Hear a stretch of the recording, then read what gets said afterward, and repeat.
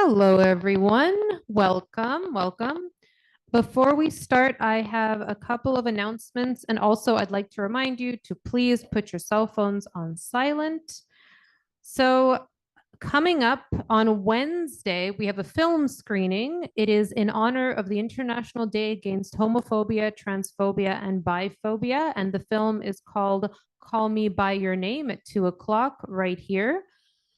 In June, we are going back to our regular schedule with Dr. Joe. So our next Science Demystified will be on June 2nd, which is the first Monday of June.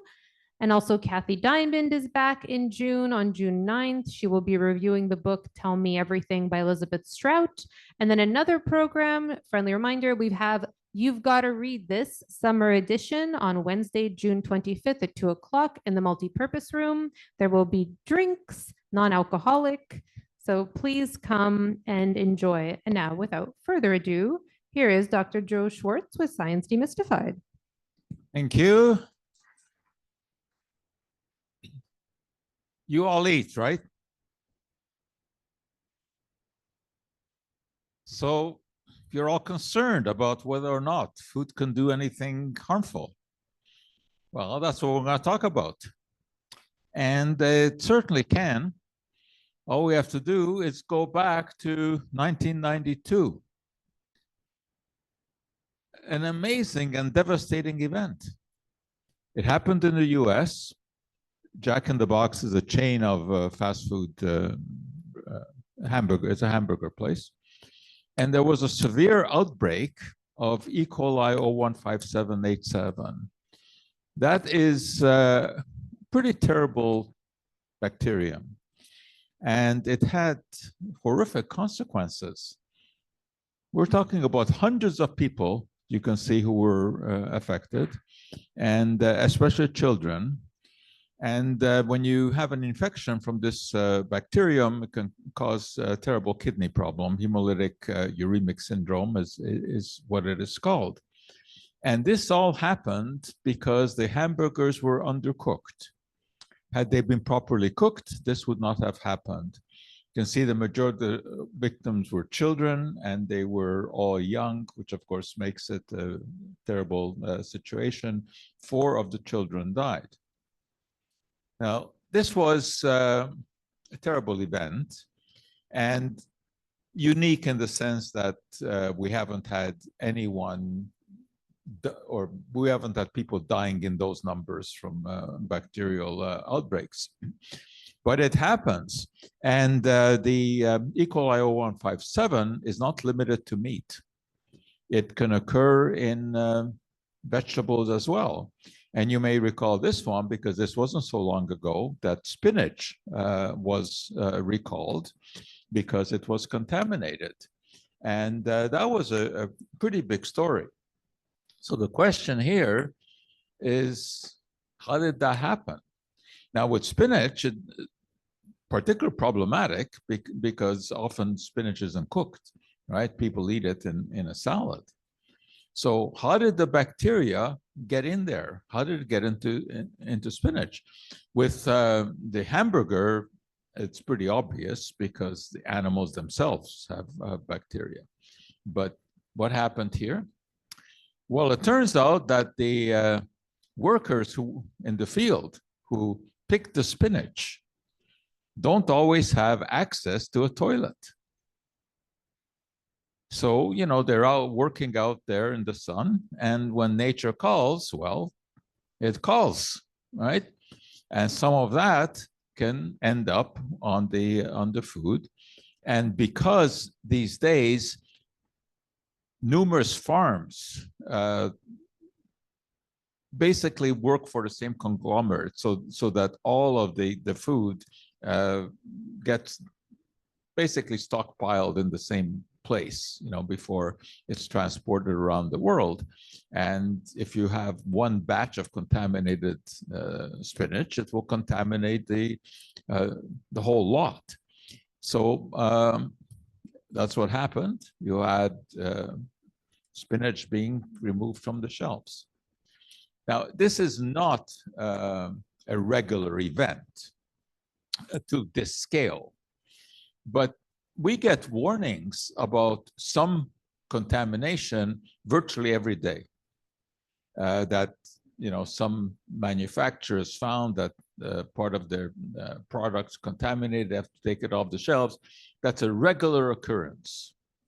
But when it comes to this scale, that does not happen often. It's not only bacteria that we worry about, viruses as well. And if any of you are cruisers, you know that this is the biggest worry on cruise ships, is outbreak of the Norwalk virus, because essentially a cruise ship is a large incubator, right? So if there's an outbreak, it's going everywhere, because people, of course, are not locked in their cabins. So this is why you see them all the time cleaning on the cruise ships. They're constantly wiping the handrails, because this is their biggest worry. You know, you have an outbreak of Norwalk virus and it can destroy the industry. And we've seen that happen. We've seen ships having to, you know, return to dock because there was such an outbreak of Norwalk virus. Again, it doesn't happen too regularly. So these are really just a consequence of life. Nature is not benign, as we've, you know, said many times. Nature is full of all kinds of possible poisons and bacteria and viruses, and, you know, that we have to fight. So these are very real risks. But then there are also perceived risks, which are judged to be significant, but actually are not.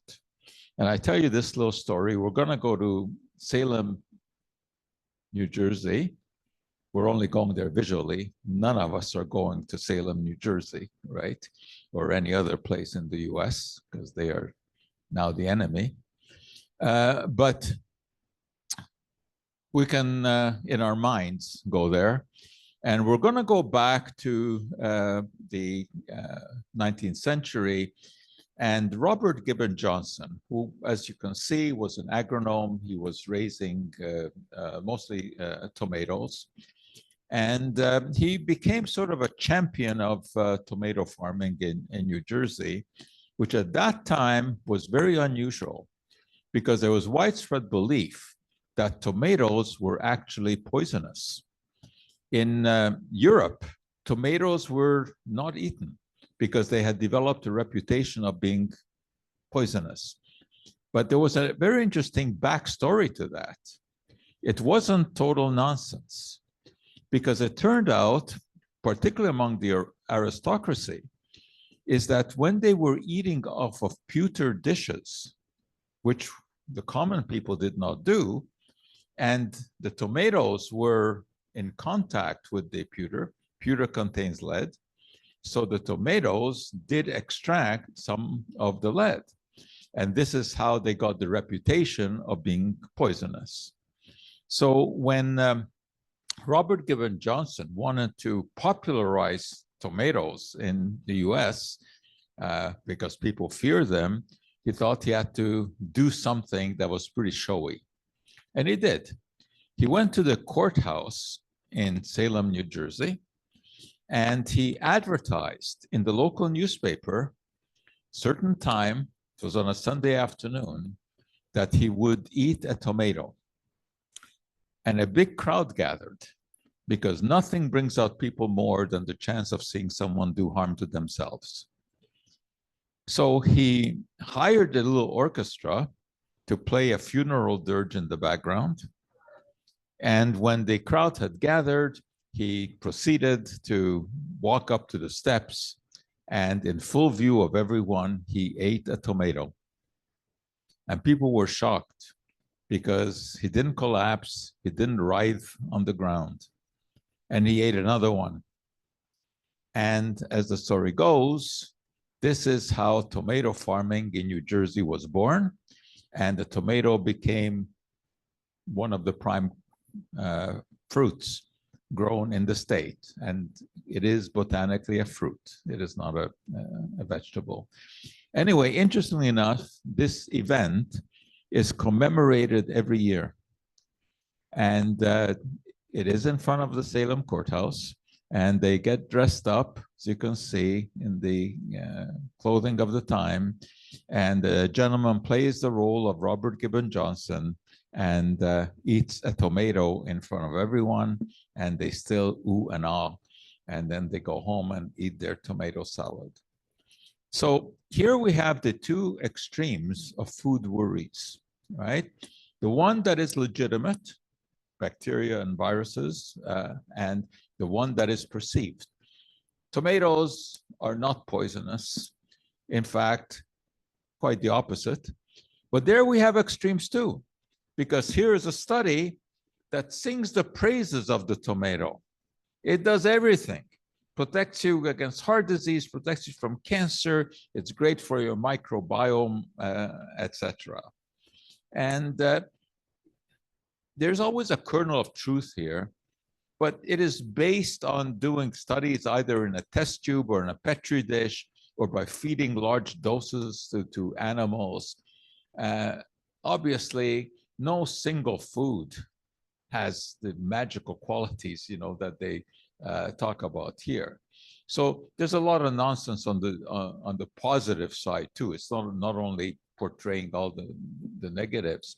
And when you get a study like this, what's the consequence as far as industry goes? Well, all of a sudden, tomato ketchup reduces the risk of cancer. I mean, this is, of course, total nonsense.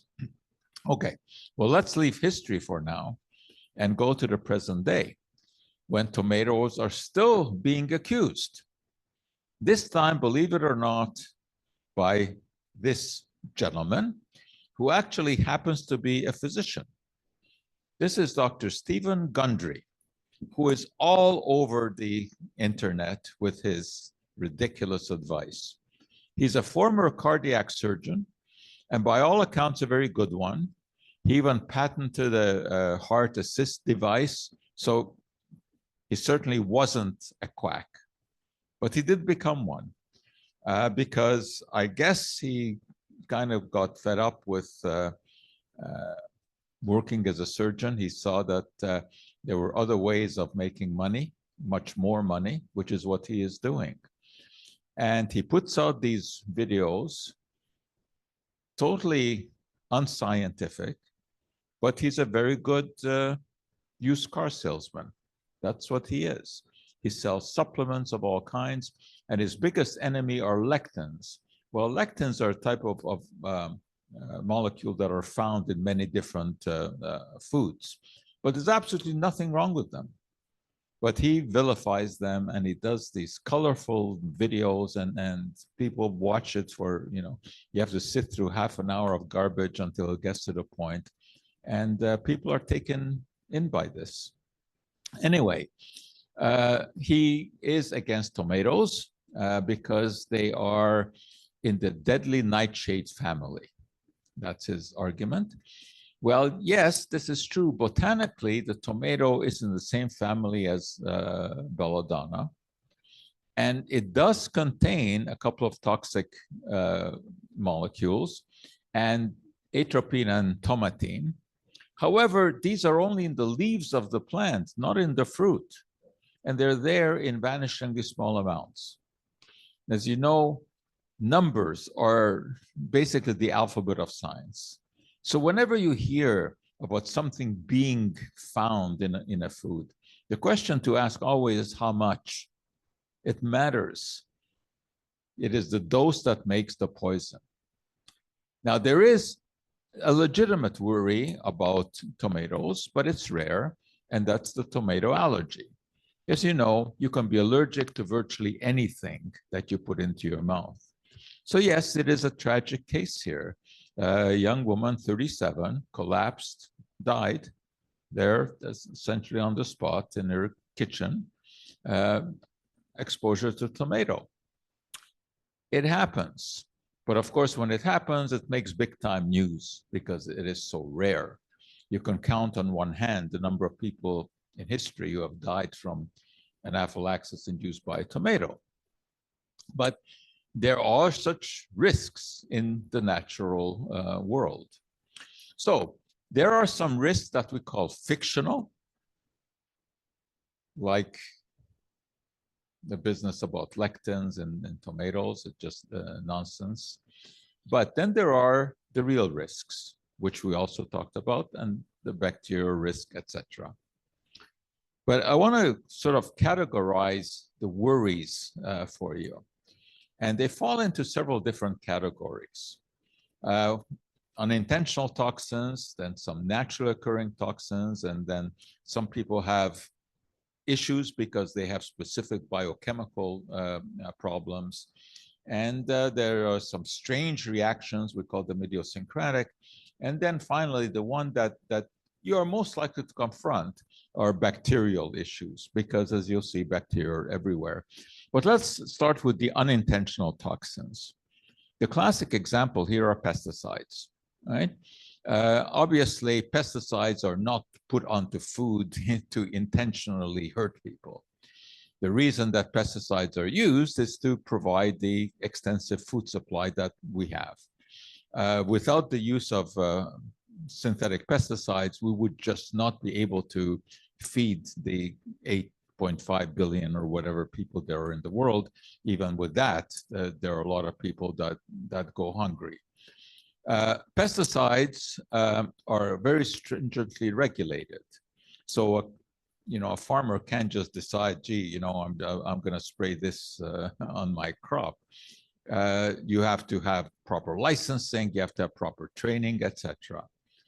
There are residues, because it's impossible to totally get rid of all pesticides by washing, etc. The question is, does it really matter? Well, it depends who you ask. If you ask the Environmental Working Group, which is this alarmist group in Washington, every year they will put out their list of dirty dozen of fruits or vegetables that, according to them, are the most dangerous because of pesticide residues. And then they will also give you a list of what they call the clean ones, where you have the least. But there is a major conceptual error that they make in these lists. Now, first of all, this is an alarmist organization, and the reason or the way they make money is by raising alarm. That's how they get donations, so that they can go on scaring people about the next thing. So anyway, it's essentially an unethical organization. But how do they get these numbers? What makes a vegetable to be put on the dirty dozen list as opposed to clean? It is based on the number of pesticide residues that are detected, not the amount of any residue, but just how many different residues are detected, which is meaningless. Because as I said, numbers matter. What you really want to know is, what is your exposure? Well, if you have a trace of 15 pesticides, it may be totally meaningless. And you can have one pesticide that is meaningful. So the number of different pesticides doesn't tell you anything. The question is, how much of each one is there? Well, the fact is that there are stringent regulations, and all of these fruits comply to that.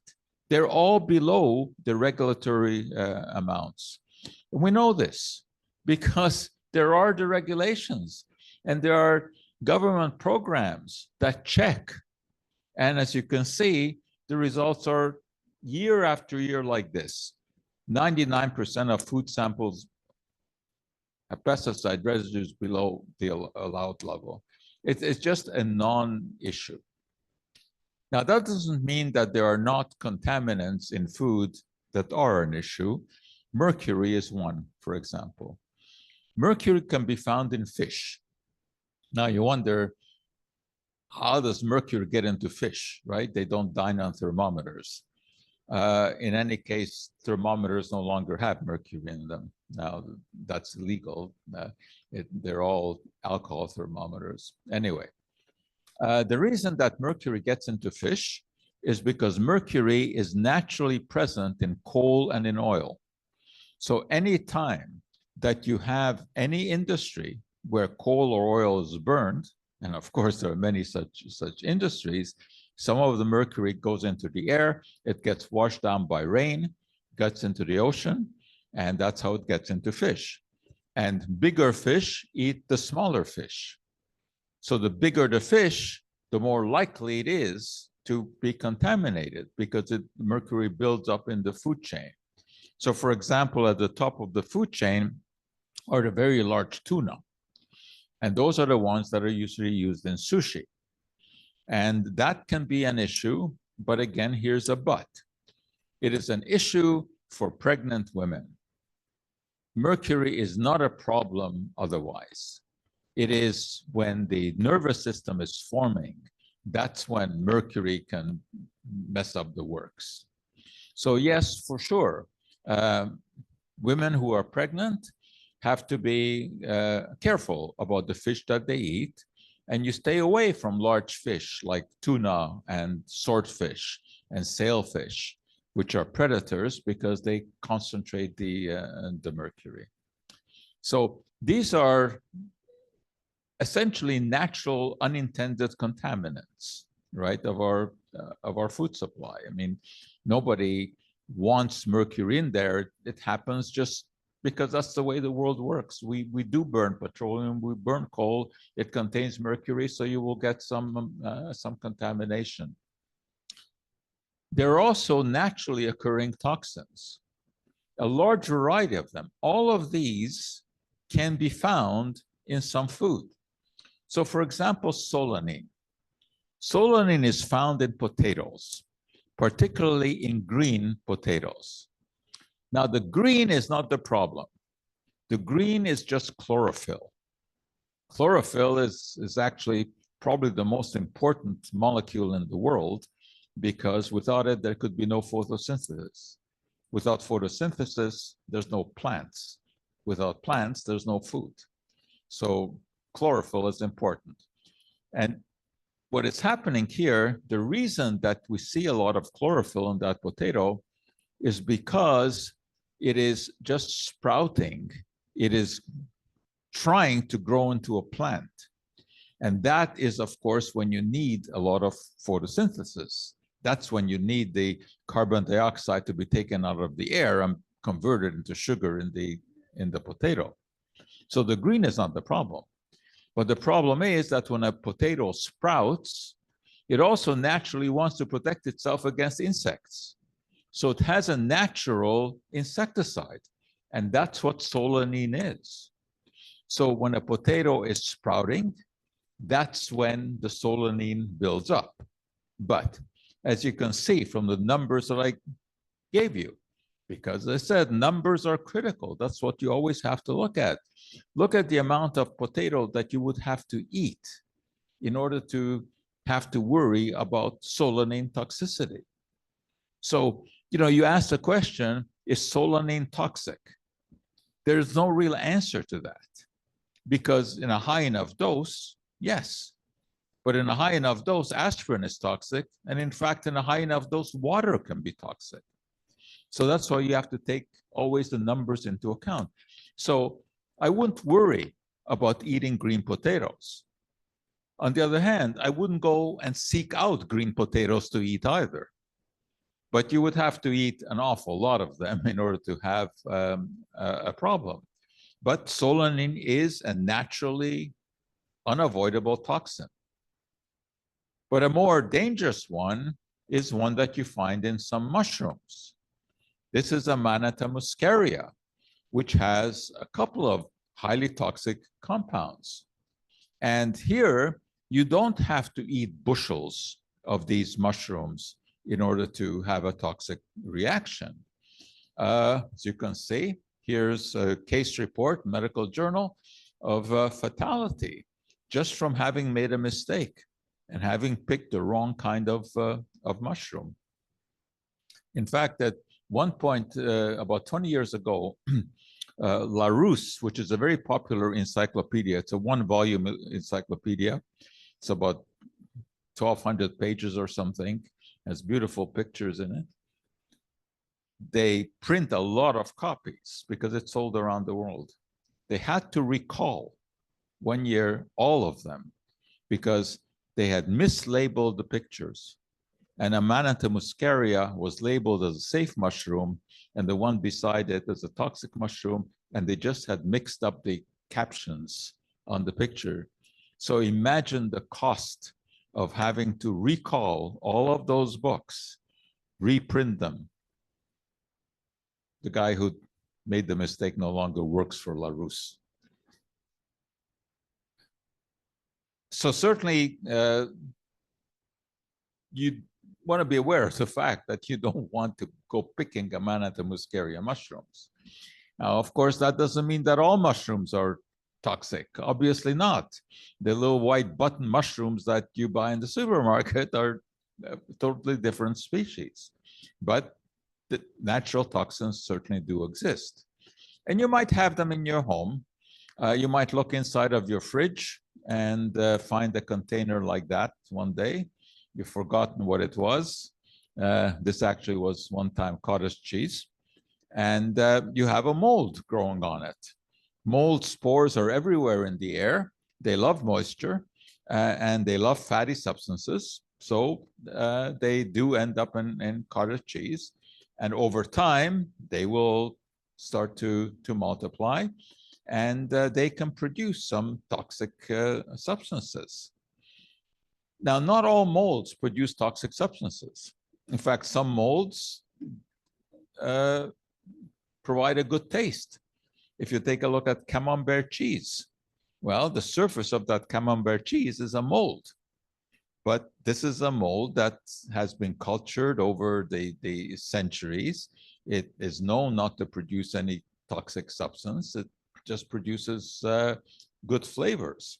So not all molds are toxic, but when you find something in your fridge that's growing a mold, the best thing is to get rid of it. You don't need to investigate whether or not it's a safe mold or a dangerous mold. There are some other interesting naturally occurring toxins too. A compound in cheese called tyramine. It can raise blood pressure. Now, for most people, this is not a problem because we have an enzyme in our body called monoamine oxidase, which gets rid of tyramine. It breaks it down. However, there's a type of antidepressant drug that falls into the category of monoamine oxidase inhibitors. Those inhibit that enzyme so that levels of tyramine can, in fact, go up very high. And it is possible to actually have such a sudden increase of blood pressure after consuming tyramine to have a stroke. It has happened. But again, let me make clear, this is a story.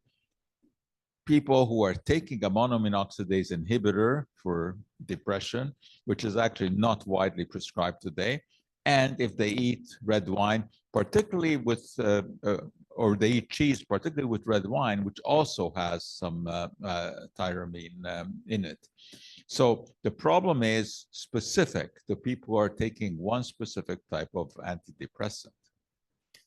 But perhaps the most interesting and one of the most toxic substances that you can find in our diet is a molecule called tetrodotoxin, and that occurs in pufferfish. Now, the pufferfish is a very interesting creature to start with. There are several species. They have little spikes, and when they blow themselves up, that's what they look like, because this is their protective mechanism. This is what happens when, you know, a bigger fish comes along and wants to bite into it. The spikes deter it. But the spikes are more than just puncturing weapons. They also secrete this compound tetrodotoxin with pretty complicated molecule, which is extremely, extremely toxic.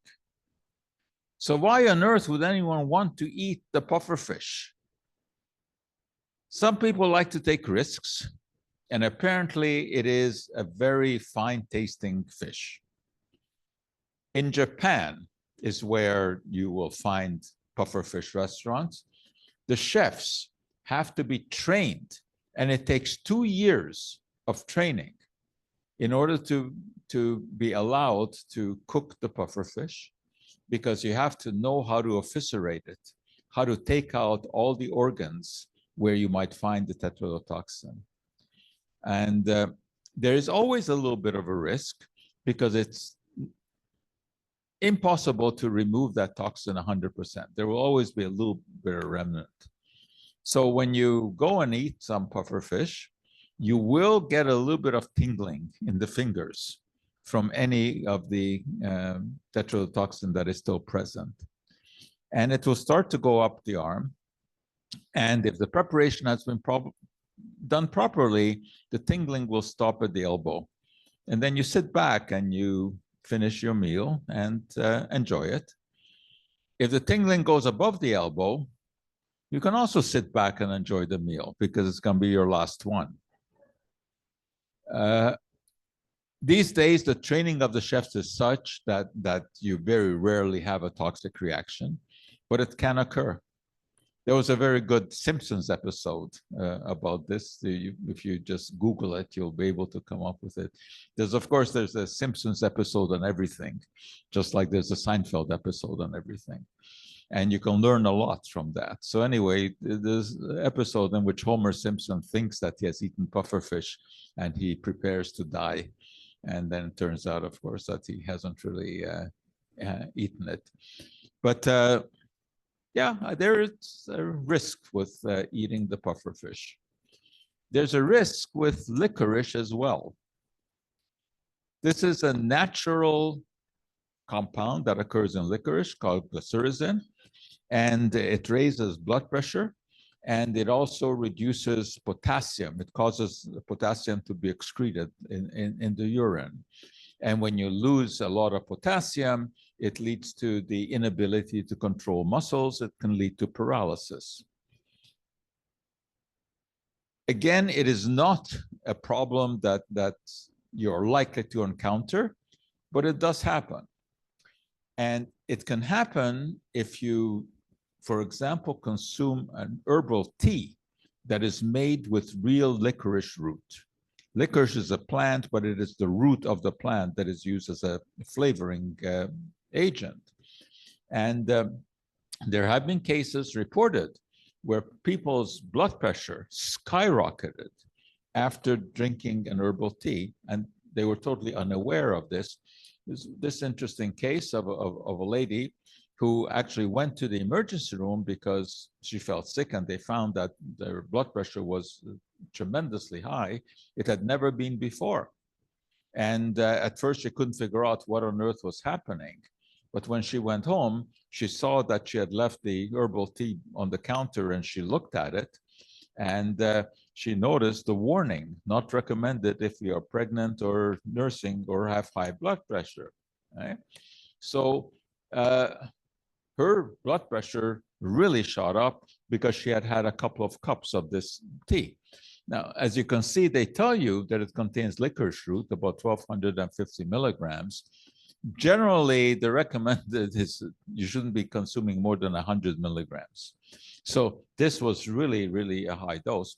And of course, this was not prescribed. You can buy this in a store, and very often it is sold as sort of a tonic to make you feel better. Well, she certainly didn't feel better.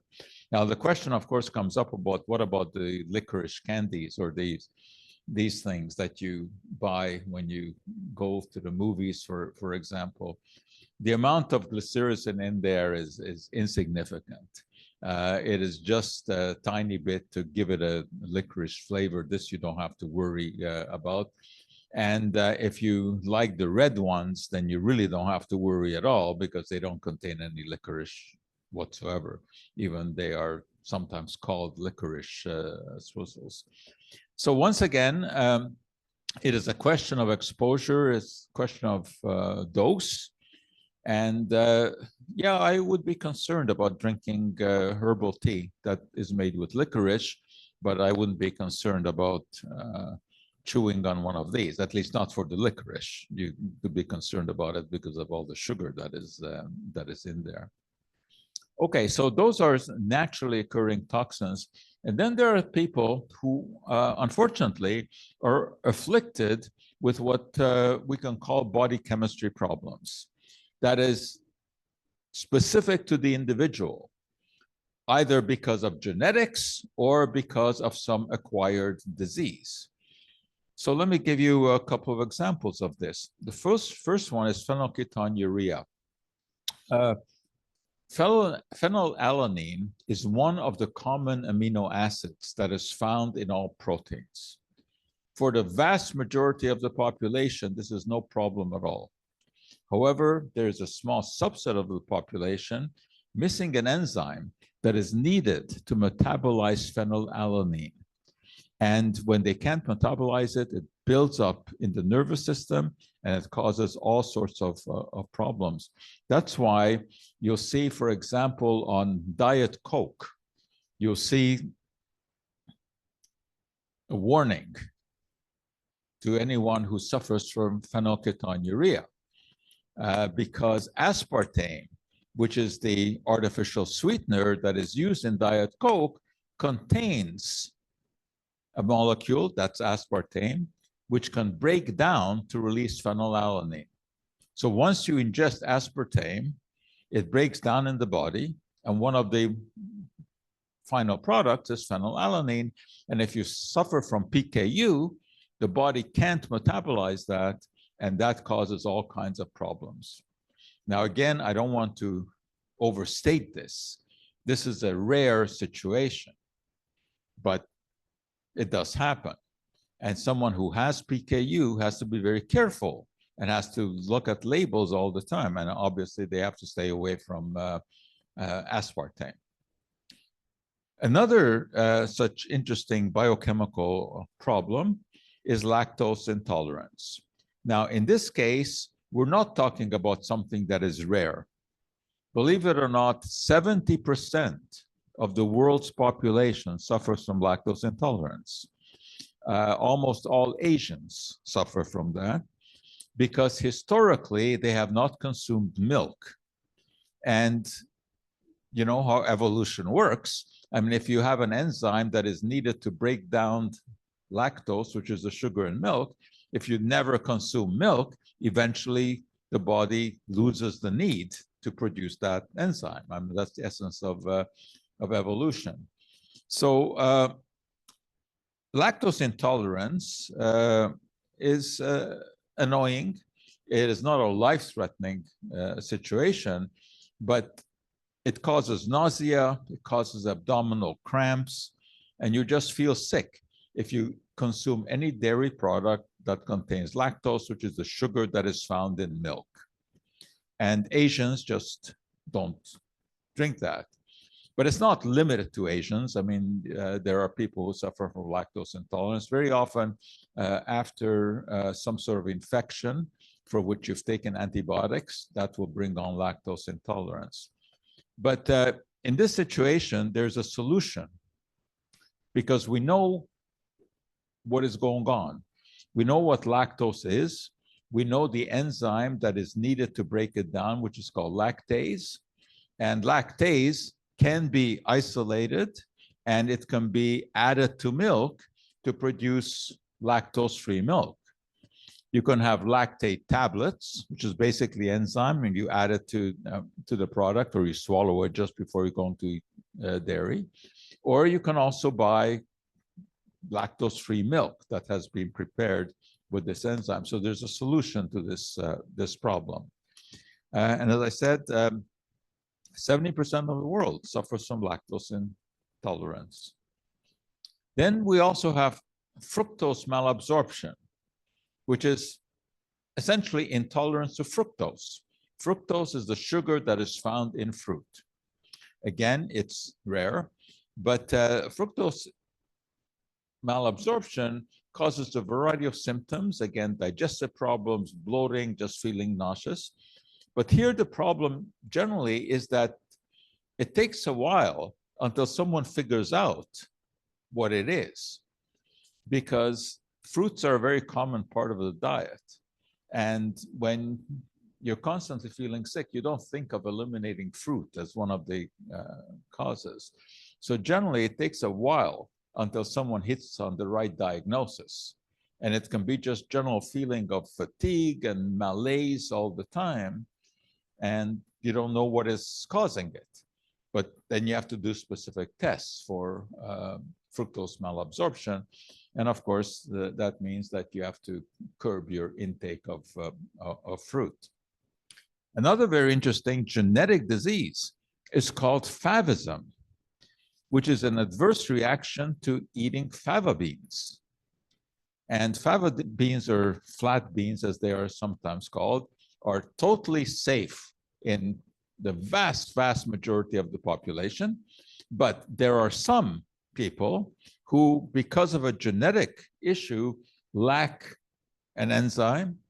And when they lack that enzyme, it causes the symptoms whenever they eat fava beans. And once again, the symptoms here, fatigue, shortness of breath, headache, nausea, vomiting, fever, back pain. See the problem here is that those can be symptoms of numerous problems. And it would be, difficult to come to the conclusion that it's fava beans. It takes, extensive research. Usually when people just feel sick all the time and can't figure out, they're asked to keep a dietary diet. And then if you're lucky, you'll be able to match the days you feel sick to when you've eaten a certain food.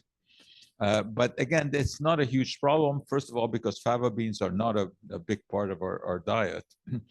But for someone who has favism, they have to know that it can occur. And one place it can occur is in falafel, as made in Egypt. There are different kinds of falafel, and only the Egyptians use fava beans. So again, if you're suffering from favism, you have to know where it can be found.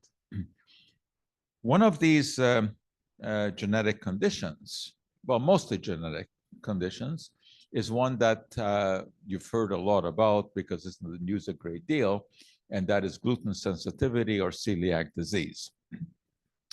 Gluten is a protein that is found in wheat, rye, and if you have celiac disease, ingesting even a tiny amount of any food that contains this protein will have devastating consequences. The word celiac comes from the Greek abdominal because you get terrible abdominal pains. Now, gluten is a protein that is found in wheat and in barley and in rye. And anyone who has celiac disease has to scrupulously stay away from these. This is a situation where even a tiny amount can result in just terrible symptoms. And what happens is that your immune system makes a mistake. It thinks that gluten is a foreign invader and it mounts an attack against it. And that causes inflammation. And the problem is in the gut. When you have to digest food, the food, of course, goes to the small intestine. And the small intestine is lined with these little finger-like outcroppings we call villi. This is where nutrients are absorbed. And as you can see, it has a very large surface area. However, when you have celiac disease, these become inflamed and they kind of fuse together, which means that the surface area is dramatically reduced. So food is not properly absorbed. So when you have celiac disease, malabsorption occurs and you become nutrient deficient. Generally, your stools are very light and bulky and float, and you're lacking many nutrients like iron and folic acid, calcium, because they are just not absorbed. A lot of research has been done on this disease.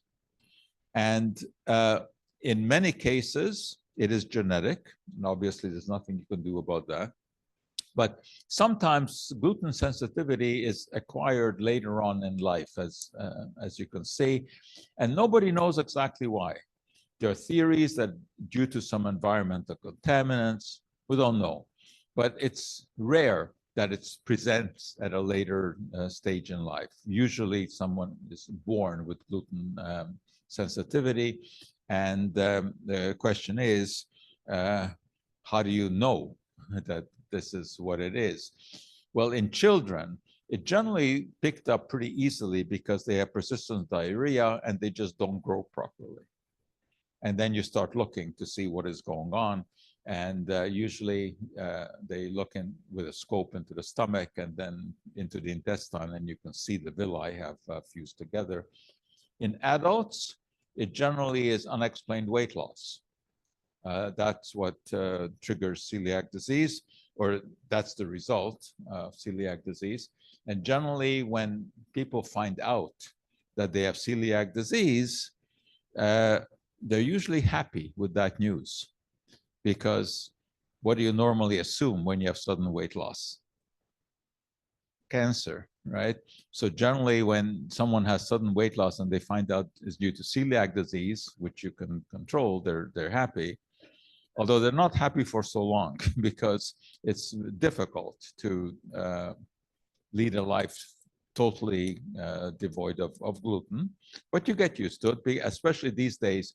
There are a lot of gluten-free products because potato starch, tapioca starch, and all these, they don't contain gluten. So you can make flour that has no wheat in it. It's not made from wheat. And corn, of course, doesn't have any gluten, so you can have that. Rice doesn't have any gluten, so you can have that. And these days, you know, you go into a store and you see an aisle of gluten-free products, which is relatively recent. So that's why today people can, you know, with celiac disease, you can still live a pretty good life.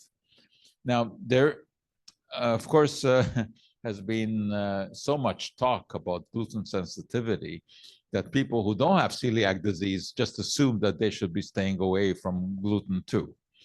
And there's just no evidence for that. If you don't have celiac disease, it is very, very unlikely that you're going to be sensitive. I say very unlikely because, you know, in science, we hesitate to say anything with 100% certainty because nothing is 100% certain.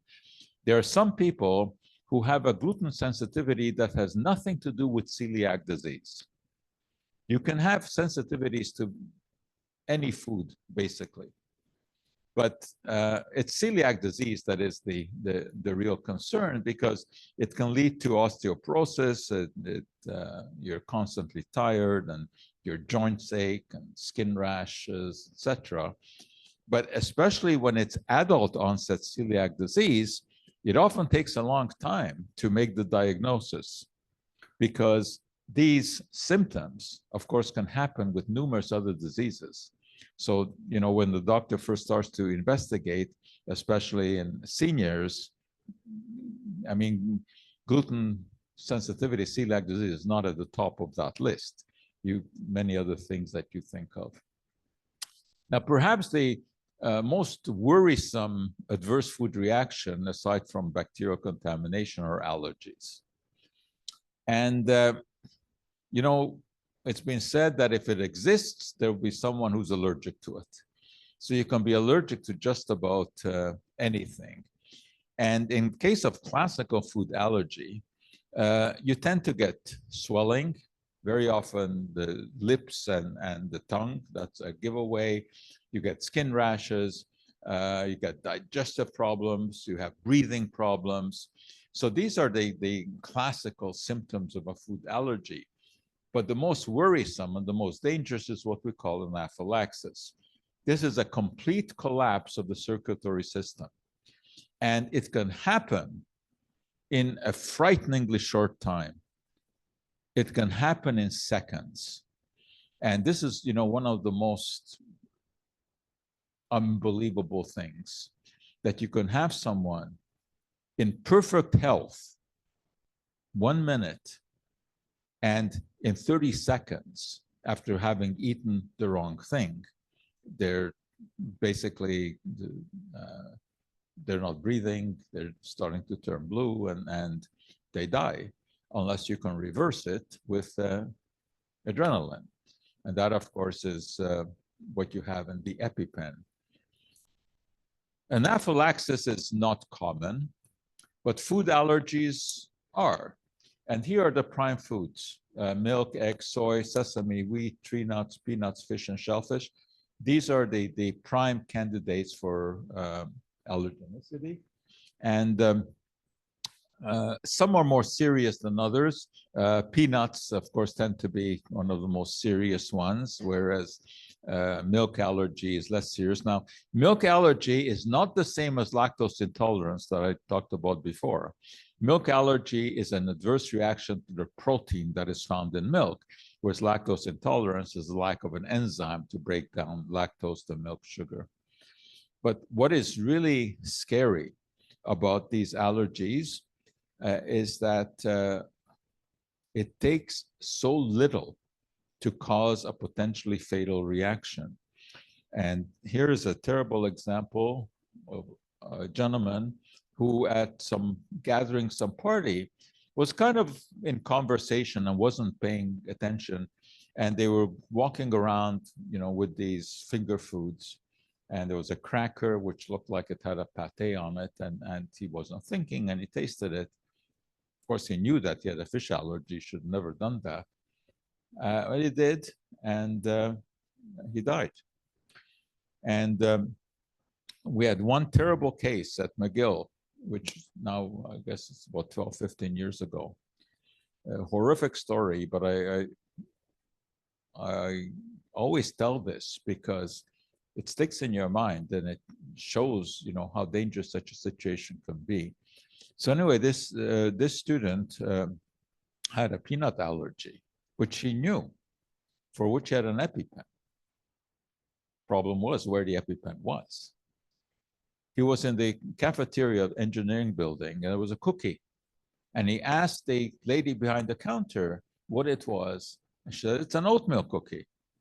And I said, "You sure?" She says, "Yes." Well, you never trust, you know, someone working behind the counter to know what's in the food. Anyway, he bit into the cookie. He immediately realized his tongue started to swell. His throat started to swell. He couldn't breathe. He was with his friend, with whom they shared a locker. Guess where the EpiPen was? In the locker. The student collapsed right in the cafeteria. The friend started to run towards the locker. Believe it or not, in his panic, he couldn't remember the combination. And he died. So it's a terrible story. But it's important to realize how quickly this can happen, and that if you have been prescribed an EpiPen, it has to be on you, not in the locker, not in the car, not in a backpack somewhere else. And you know, when I tell this story, and I tell it in class, and I have large class, you know, 700 people there. So obviously there are some of them who have EpiPen. Usually out of 700 people, now I know statistically because I do this every year, you have about 10 out of 700 students who will have an EpiPen for some. So of course, what's the question I ask?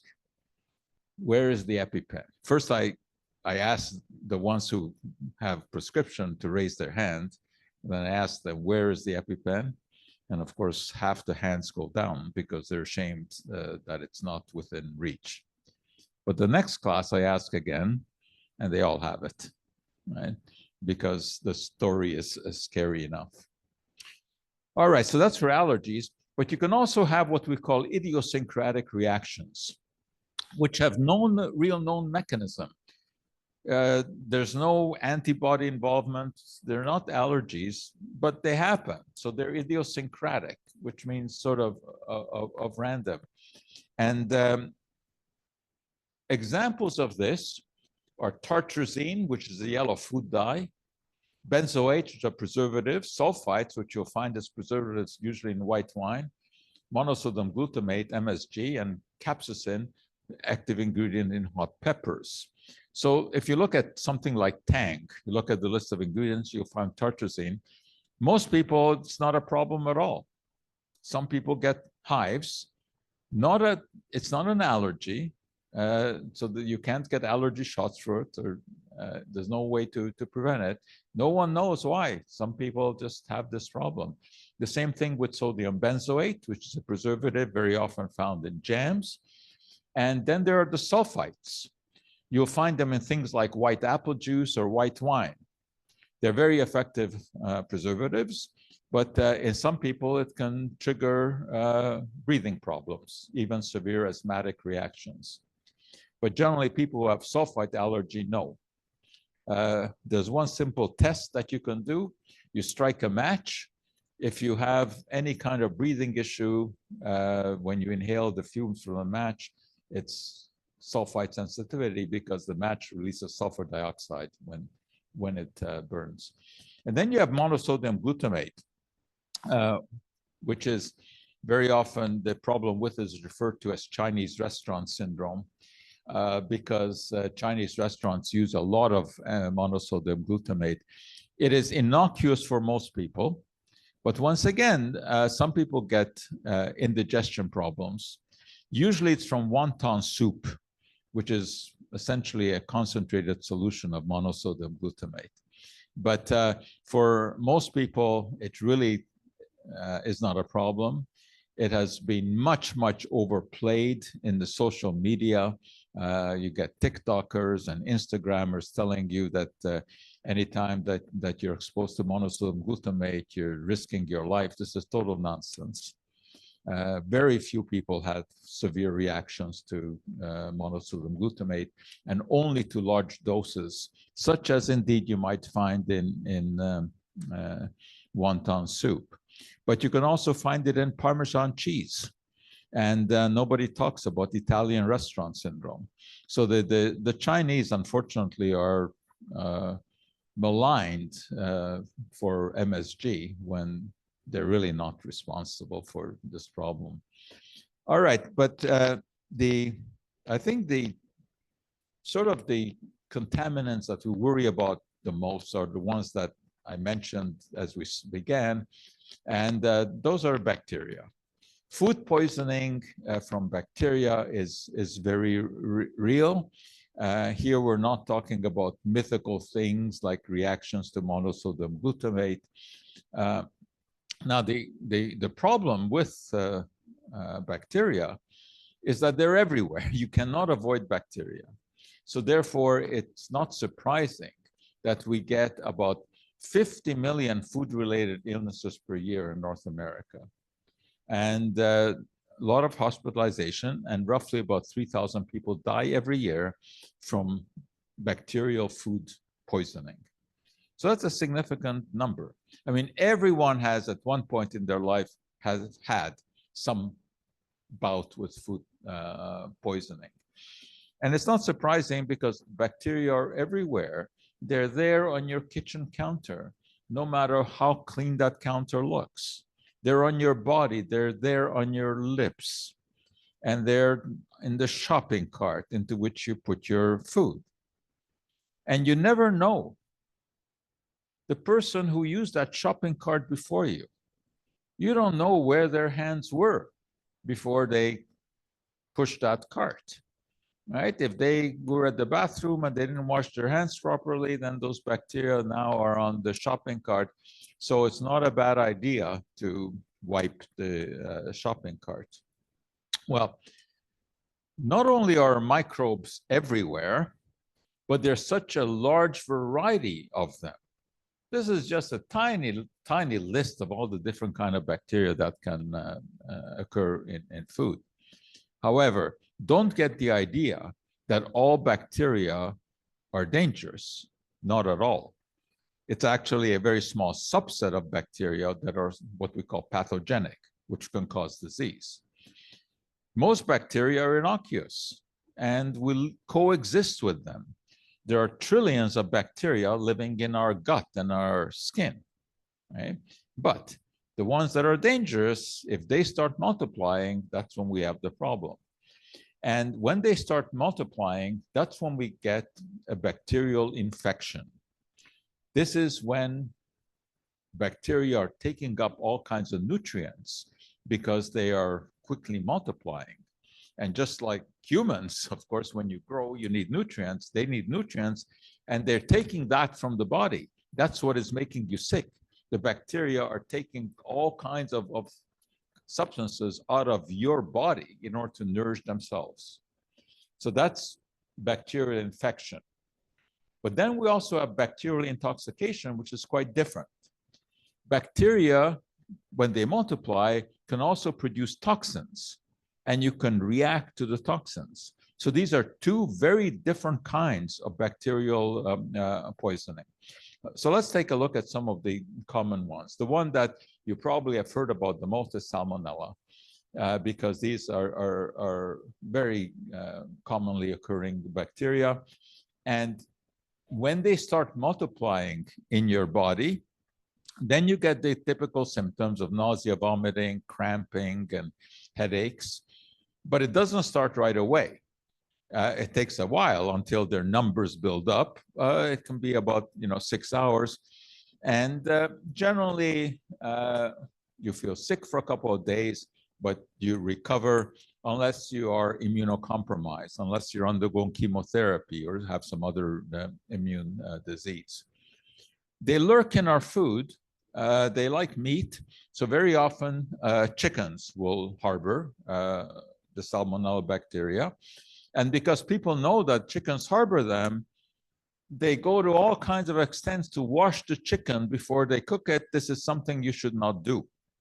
Do not try to rinse that chicken under the tap, because all you're doing is splashing that water all over your counter, and the bacteria are on the surface of the chicken. You're just spreading the contamination. You don't need to wash that chicken because heat will kill the bacteria. But if you start rinsing it under the tap and you contaminate your counters with the bacteria, well, you're not going to heat up those counters, so they will multiply there. Salmonella, of course, are found on the surface of eggs as well, and they can get into the egg when you crack it. But here's the important point. It is very easy to get rid of Salmonella bacteria. They're very heat sensitive. They die at 75 degrees. So you don't have to be neurotic about Salmonella, although there's a lot of talk about that. Whenever you get sick from Salmonella, it is because something has been improperly cooked, because it's so easy to kill them, and they generally contaminate meat products. Now, one interesting possible contaminant, not only of Salmonella, but other bacteria too, is the surface of a cantaloupe, because cantaloupes grow on the ground and soil is full of bacteria. So the cantaloupe will have bacteria on its surface. That's just a representation. They do not look like that, right? You cannot see the bacteria, okay? But just think what happens when you cut into a cantaloupe. That knife is in contact with the skin of the cantaloupe. So when you start slicing into it, you will convey some of the bacteria into the cantaloupe. So that's why it is a good idea, which sounds like nonsense. It's a good idea to wash the cantaloupe before you cut it. Even though you think, well, you know, what kind of crazy thing is that? You don't eat the skin of the cantaloupe. Well, you don't. But if you cut it, you can transmit the bacteria to the inside. Campylobacter jejuni is another one that you find in undercooked meat and in raw milk, where it presents a real problem. As you know, Kennedy, the imbecile, recommends that people should be drinking raw milk. I mean, to be recommending that in this day and age is criminal. You know, the reason that pasteurization made such an impact on health was because it kills Campylobacter jejuni. So It doesn't mean that every sample of raw milk that you might taste is contaminated. It depends on where the cow has pooped, how clean its udder is, etc. But I would not touch raw milk. The incubation period in this case can be up to 5 days. And that's always a problem because it's very hard to think back 5 days to what you may have eaten that may have caused the disease. So when there's a long lag time between consuming something that is contaminated and onset of symptoms, it gets harder to figure out just what may be causing the problem. Listeria monocytogenes is particularly worrisome because it can grow in the refrigerator. Now, most bacteria do not multiply well in the refrigerator. That's why we use refrigerators. And especially in the freezer, they basically go into a state of hibernation. They don't multiply. But Listeria monocytogenes can. And you may remember we had a couple of years ago here a whole episode with Maple Leaf Foods when they had to recall all their processed meat products because it turned out that there was a large-scale contamination because the cutting equipment that they were using to slice the meats somehow became contaminated. The screws, I mean, they were very good at keeping everything clean, but somehow bacteria had built up within the screws of the machine. It took a long time to eventually figure that out. And this can cause fever and chills, and this can be very, very serious. And again, as I told you at the beginning, it is not at all uncommon these days to get some sort of warning about some food being contaminated. And this happened just today.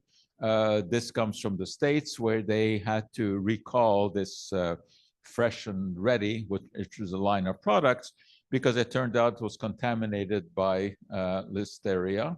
And it was these turkey and cheese sandwiches, plus a whole other bunch of sandwiches. And these are, where you would find these in like wrapped sandwiches that you see at airports, for example. And so they ended up having to recall. Staphylococci is another kind of bacteria. And the problem here is that you can kill the bacteria, but if they've already produced a toxin, that is stable to heat. Where might you encounter this? You might encounter this in potato salads, for example. Mayonnaise usually gets the rap here, but it rarely is the problem. The bacterium can occur naturally in the potato. And if it is not cooked, that is, the bacteria are not killed, some survive, they produce toxins, and that the toxin is not killed by heat. So, there's certainly issues with bacteria in food. The worst possible one to be poisoned with is botulin, Clostridium botulinum. This produces the most toxic substance known to mankind. It is so toxic that amount, which is a tiny, tiny, tiny, tiny fraction of a gram, you could not see this. You couldn't even see it with a microscope. That is enough to kill a person. A thimbleful of botulin could kill everyone in Montreal. So this is one toxic substance. Luckily, it is very heat labile. Both its toxin and the bacterium are killed by heat. So any food that has been heated, you don't have to heat it. You don't have to worry about. But as you know, there's a very interesting use for this toxin. And this is very interesting because it shows you that chemicals are not good or bad. It's all a question of how you use it, right? Botulin is used by dermatologists and plastic surgeons as Botox. And it's exactly the same bacterium or the same toxin. I mean, obviously, the amount that is injected here is even a tiny fraction of what I just showed you. And what it does is it paralyzes the muscles. So it looks like you're getting rid of your wrinkles, which you do for maybe 3 to 6 months. Now, remember, we started this whole discussion with that terrible episode of E. coli 015787, the hamburger disease. And that was because the hamburgers were not properly cooked. And this is where temperature control becomes critical. If you want to make sure that there's no bacteria left in the meat that you're barbecuing, you have to cook to internal temperature of 70 degrees. And really the only way to know that is to use a meat thermometer, which is very easy to use. You just stick it in and it will immediately give you a readout. But besides worrying about bacteria, if you want something else to worry about, there are viruses that can contaminate our food supply too. And here, it's much more difficult to deal with because we have antibacterial drugs. We really don't have antiviral drugs that work against viruses that are found in food. And here, the incubation period can be very long, so that it's very difficult to trace back to what you may have eaten. One of the classic cases here was in the Chi-Chi's restaurant chain in the US, where people got very, very sick from eating. Question was, from eating what? Eventually, it was traced to green onions, shallots. And again, here the concern was that the pickers who were picking them in the field had pooped in the field. And it was the human waste that did the problem. And of course, if they're not cooked, then the virus survives. All right, so to summarize here, heat is your best friend when it comes to bacterial control. Under 5 degrees, which is the temperature that you have in your fridge, bacteria are very slow to multiply. It's not that they don't multiply. That's why even stuff that you put into the fridge has a certain time frame, right? You see it on the label. Above 60 degrees, you can kill bacteria. What you don't want is food staying for any length of time between 5 degrees and 60 degrees. And that's room temperature. So you don't want it in room temperature. So what about the time? And again, this has been worked out. If you've just cooked food and it is between about 20 degrees and 60 degrees, you can leave it out for 2 hours and it's safe. Nothing is going to happen. Right? If it is between 5 degrees and about 20 degrees, you can leave it out longer. Lower temperature, less likely to multiply. Then you can leave it out for 4 hours. So remember, bacteria will multiply between 4 and 60. You want to prevent food from staying for any length of time between those temperatures. The best thing is, when you've cooked something, you put it into the fridge. You're, of course, also warming up the fridge a little bit when you do that. So you're increasing the chance bacteria will grow in other foods, but that's really a very, very small risk. So temperature control is critical.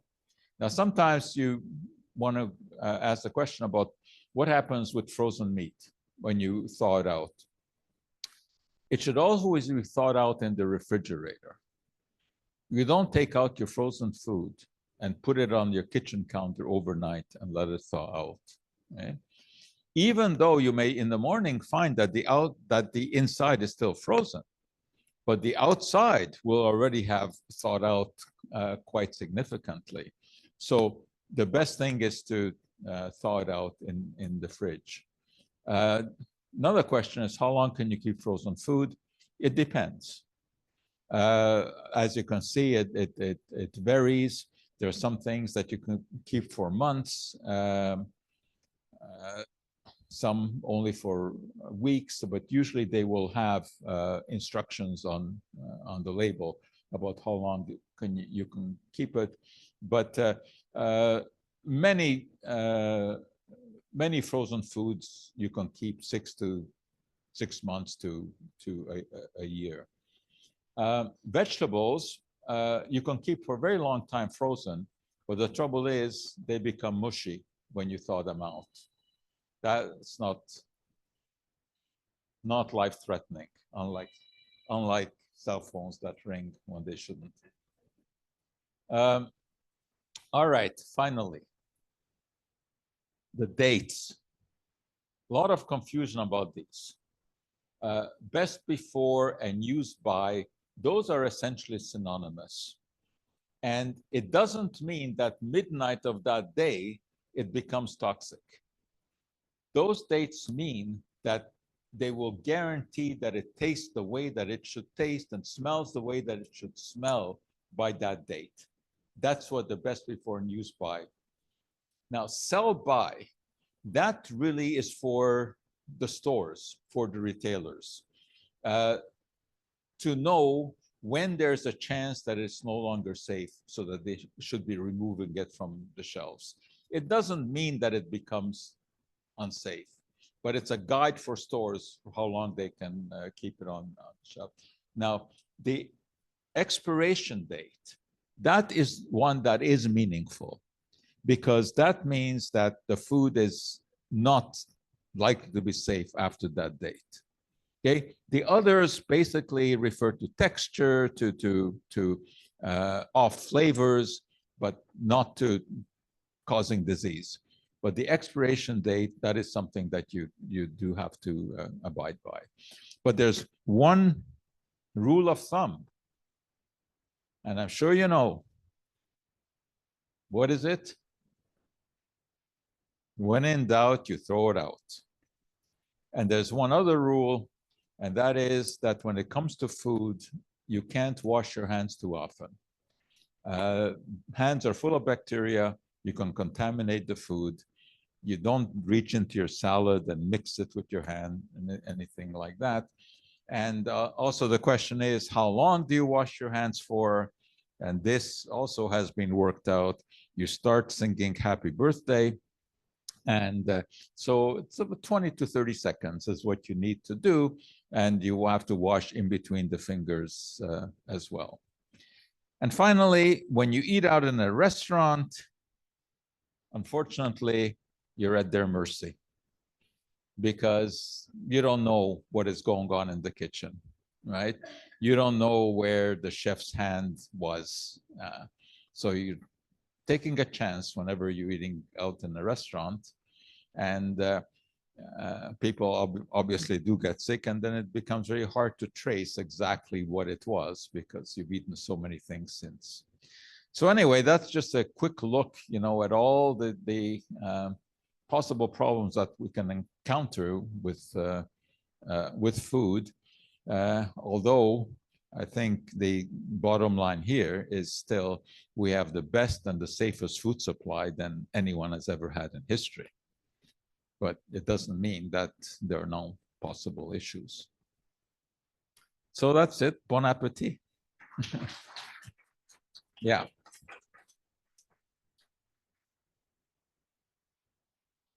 Yes.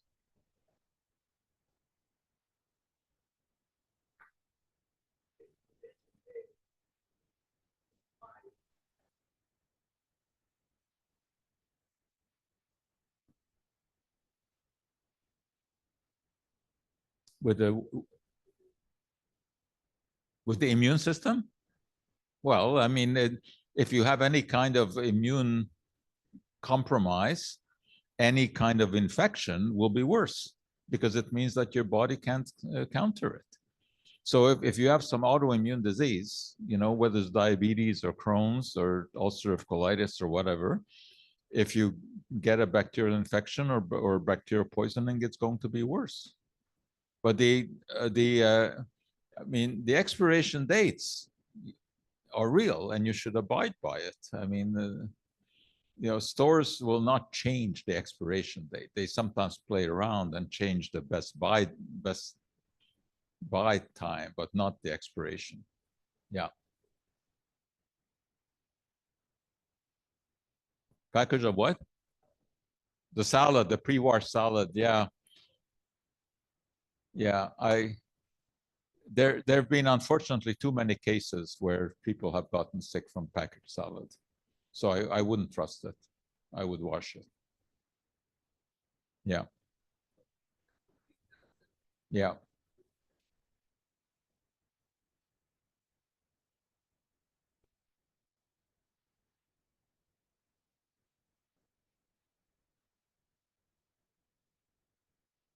Well, I mean, E, by EWG's definition, but they're a ridiculous group who just looks to alarm people.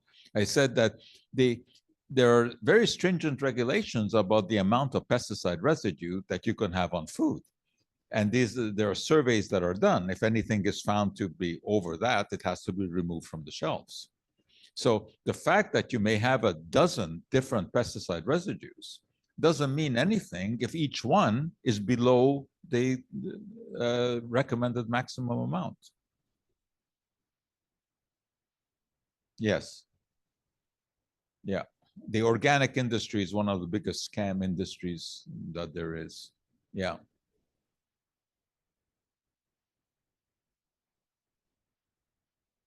I would. Yeah. Yeah, I wouldn't trust any of the pre-washed because there have been cases, well-recorded cases. Yeah.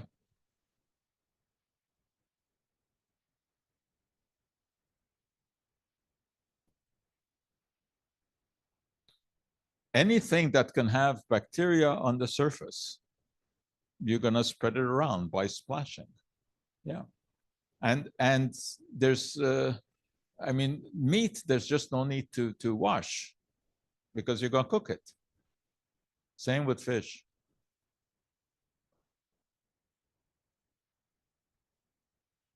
Yes.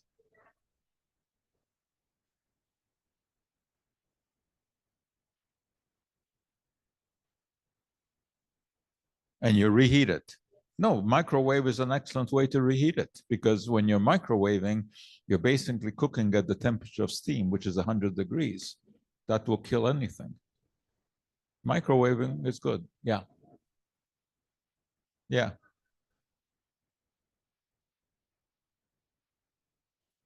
Hypoglycemia is low blood sugar. And if all of a sudden you have your blood sugar drop, you start feeling faint, you start feeling sick. And you have to put sugar into your body. I mean, it isn't really a food-related disease. I mean, hypoglycemia can have, genetic causes, it can have other causes, but it's not caused by food.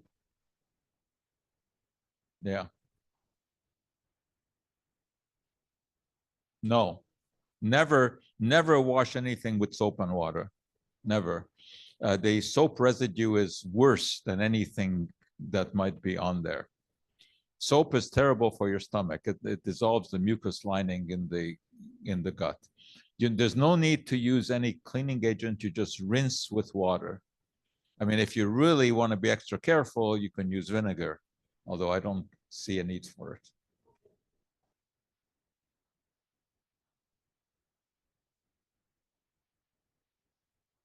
It's tested. Yes, absolutely.